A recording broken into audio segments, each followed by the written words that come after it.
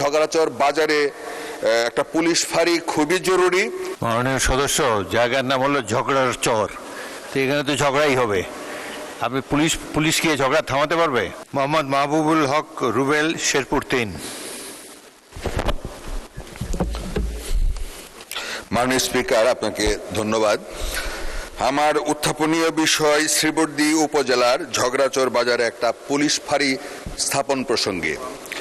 মাননীয় স্পিকার, আমার নির্বাচনী আসন শ্রীবর্দী ঝিনাইগাতি উপজেলা। এই দুই উপজেলাটি গারো পাহাড়ের পাদদেশে এবং সীমান্তবর্তী এলাকা।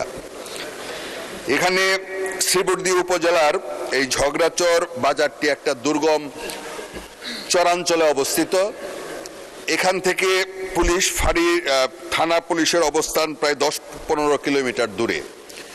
এই বাজারটিতে 3টি উপজেলা, বিশেষ করে শ্রীবর্দী, ইসলামপুর এবং বকশীগঞ্জ, এই 3টি উপজেলার বাসিন্দারা এই বাজারে অবস্থান করে এবং ব্যবসা করে।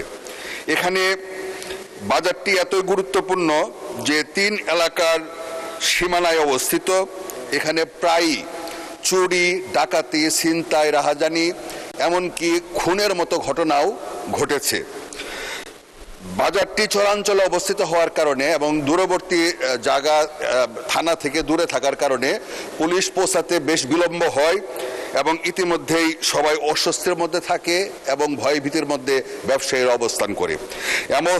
এমতো অবস্থায় ঝগড়াচর বাজারে একটা পুলিশ ফাঁড়ি খুবই জরুরি এবং মাননীয় স্বরাষ্ট্রমন্ত্রী মহোদয়ের দৃষ্টি আকর্ষণ করছি, জরুরি ভিত্তিতে একটা পুলিশ ফাঁড়ি যেন স্থাপন করা হয়। ধন্যবাদ মাননীয় স্পিকার। মাননীয় সদস্য, জায়গার নাম হলো ঝগড়ার চর, তো এখানে তো ঝগড়াই হবে। আপনি পুলিশ গিয়ে ঝগড়া থামাতে পারবে? এনিওয়ে, মাননীয় সদস্যবৃন্দ, সংসদের বৈঠক আসরের নামাজের জন্য 30 মিনিটের বিরতি দেওয়া হলো। আপনাদের সহযোগিতার জন্য ধন্যবাদ।